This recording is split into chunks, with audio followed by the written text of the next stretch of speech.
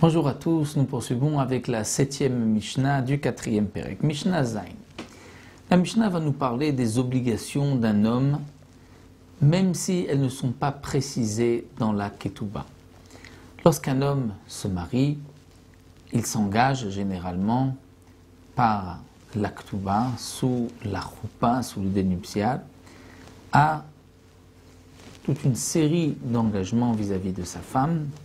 Certains engagements, c'est tant qu'ils sont mariés, d'autres, c'est s'ils se séparent ou s'ils décèdent. La Mishnah nous dit « Lo katav la ktuba » dans le cas où un homme n'a pas écrit de ktuba sous la choupa. La choupa s'est faite avec des sheva brachot, mais la ktuba n'a pas été écrite. Ce n'est pas grave, nous dit la Gemara, la Mishnah. « Betula gova mataim » en cas de divorce, si elle était donc vierge au moment de son mariage, c'était un premier mariage, elle recevra les 200 zouz. Et la almana, si elle était veuve, mané, elle recevra 100 zouz. Pourquoi? Dire que l'obligation de Ktuba, c'est une obligation du Beddin, une condition du Beddin.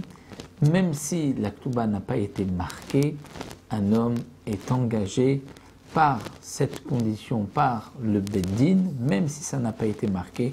Il devra donc, au moment du divorce, s'il divorce, ou en cas de décès, s'il lui décède, la femme pourra prendre des biens de son mari, 200 zouz si elle était Betula, ou 100 zouz si elle était Almana. La Mishnah poursuit nous dit Katav la sade, shave mane tachat mataim zouz. Velo katav la kol nechassim de itli acharain liktuvatir.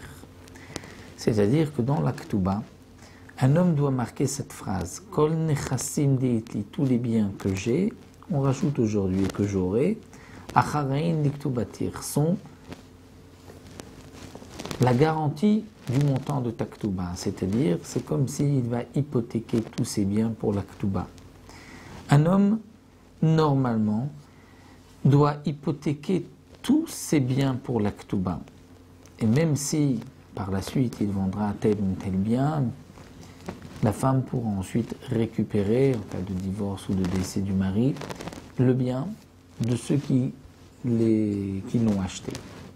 Alors là, la Mishnah nous dit Katav la sadeh, il lui a écrit pour sa ktuba un sadeh, un champ chavé mané qui vaut 100 zouz.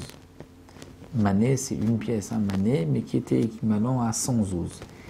Atachat mataim zouz, à la place de 200 zouz, c'est-à-dire que l'engagement de la Ktuba, bien sûr, c'est 200 zouz, mais lui a dit, je réserve pour le montant de ta Ktuba ce terrain qui est à tel endroit, et donc voici les limites. Mais ce terrain ne vaut que 100 zouz. Est-ce que la femme pourra prendre, en cas de décès ou de divorce, autre chose que ce terrain, ou on va dire qu'il n'y a que ce terrain qui a été hypothéqué? Mais là, Velo Katavla, il n'a pas écrit Kol Nechassim di Itli Aren Toater, tous les biens que j'ai seront hypothéqués pour ta Ktuba, et bien malgré tout Chayav. Il est Chayav, c'est-à-dire qu'elle peut prendre de tous les biens de son mari et ne peut pas dire tu n'auras que de ce champ-là. Pourquoi chez Utnaï Beddin? Parce que là encore, c'est un Tnaï Beddin, une condition du Beddin. Le Beddin a donc instauré que tous les biens d'un homme, tout ce qu'il a, sera hypothéqué pour sa Ktuba. Donc là, la Mishnah nous enseigne le premier din qui est marqué dans la Ktuba généralement, mais que même s'il n'est pas marqué, l'homme s'est quand même engagé par le Tnaï Beddin, et nous verrons Bezrat Hashem dans la prochaine Mishnah un autre Tnaï Beddin, une autre condition, que même s'il n'est pas marqué, le mari est tenu à respecter cet engagement, même s'il ne l'a pas marqué dans la Ktuba. Ça, nous verrons Bezrat Hashem dans la prochaine Mishnah.